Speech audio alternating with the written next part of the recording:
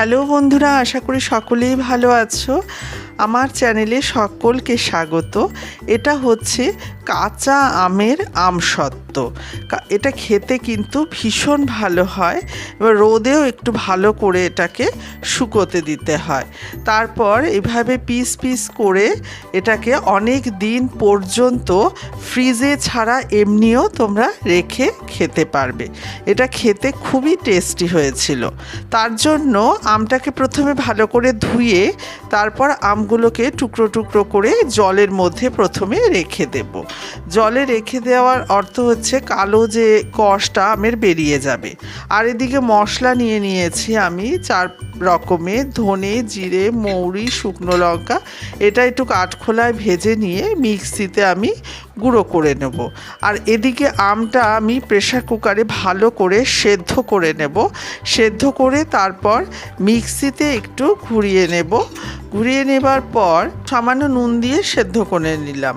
করে মিক্সিতেও তোমরা ঘুরিয়ে নিতে পারো, আর না হলে প্রেসার কুকারেও ভালো করে স্ম্যাশ করে নেওয়া যেতে পারে।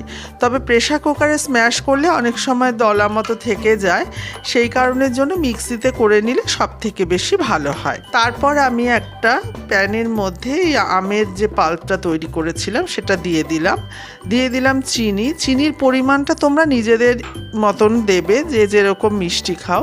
এটা একটু টক মিষ্টি হলেই খেতে ভালো হয়, ওই জন্য চিনির পরিমাণটা, আমের টকটা দেখে চিনির পরিমাণটা দেবে। আর এদিকে একটু ফুড কালার আমি দিয়ে দিলাম যাতে একটু সবুজ রঙটা আসে, সেই কারণে। ফুড কালার তোমরা যদি না দিতে চাও ফুড কালারটা স্কিপ করতে পারো। এবার ভালো করে ফুটিয়ে নিতে হবে। এটা কিন্তু খুব ভালো করে ফোটাতে হবে। যখন অনেকটা হয়ে আসবে, জলটা মজে আসবে, তারপর এতে এই যে গুঁড়ো মশলা যেটা আমি করে নিয়েছিলাম, ভাজা মশলাটা, সেটা দিয়ে দিলাম। আর দিয়ে দিলাম কিছু চিলি ফ্লেক্স দিয়ে তারপর এই থালাটার মধ্যে আমি একটু সরষের তেল মাখিয়ে নিয়েছি যাতে এটা ভালোভাবে উঠে আসে শুকিয়ে যাবার পর।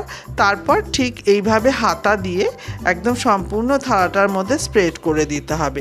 এটা কিন্তু স্প্রেডটা খুব পাতলা করে করতে হবে। তারপর এটাকে রোদে মোটামুটি 3 থেকে 4 দিন খুব ভালো করে রোদে দিতে হবে।